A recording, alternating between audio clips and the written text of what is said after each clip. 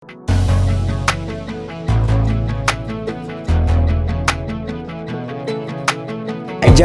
WIMNUS ini adalah organisasi pemuda terdaftar di Kementerian Hukum dan HAM, dan ini adalah rakernas kita yang keempat ya di Indonesia.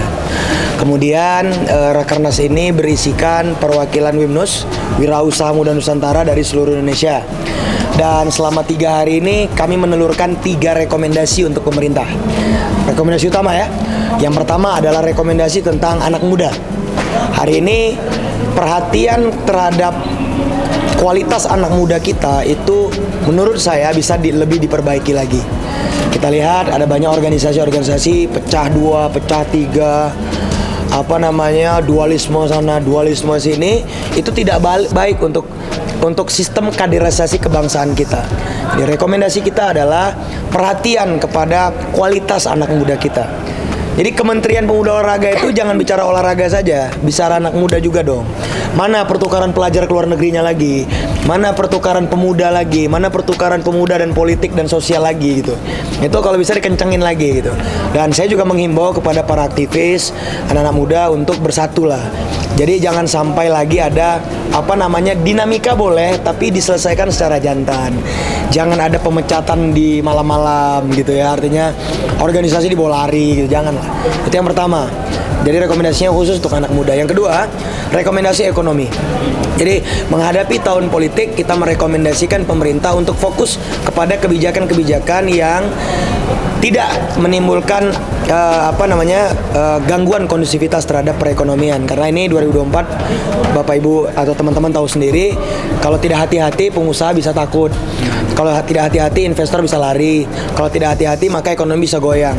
Jangan sampai krisis ekonomi ada lagi di tahun 2024 ini, mengingat krisis ekonomi global sudah terjadi. Itu rekomendasi yang kedua. Rekomendasi yang ketiga adalah di dunia pendidikan. Jadi WIMNUS concern kepada pembentukan transformasi pendidikan based on market, bukan based on masa lalu. Jadi pendidikan kita ini agak unik gitu. Jadi oligarkinya lumayan tinggi, tidak disesuaikan dengan perubahan.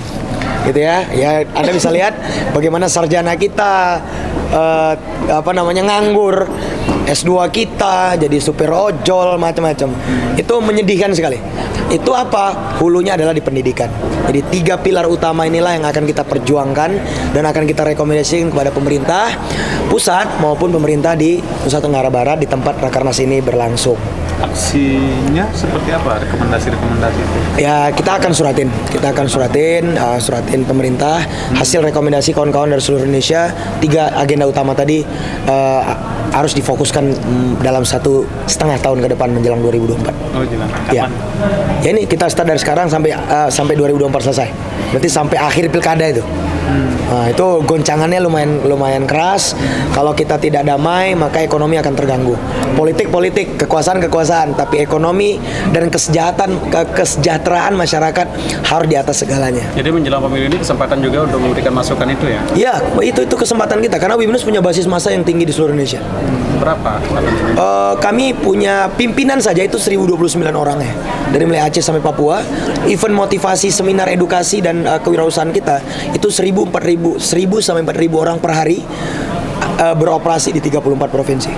Di NTB sendiri gambarannya? Di NTB sendiri dari 2016 kita udah masuk ya. 2016 udah, tapi kita emang nggak kelihatan. Iya. Kita grassroots aja. Karena bagi kita berbuat itu tidak perlu dipandang orang. Yang penting impactful terhadap grassroots di bawah. Isinya dari kalangan apa saja ya? Isinya macam-macam. Kita ini kan ada tiga platform ya.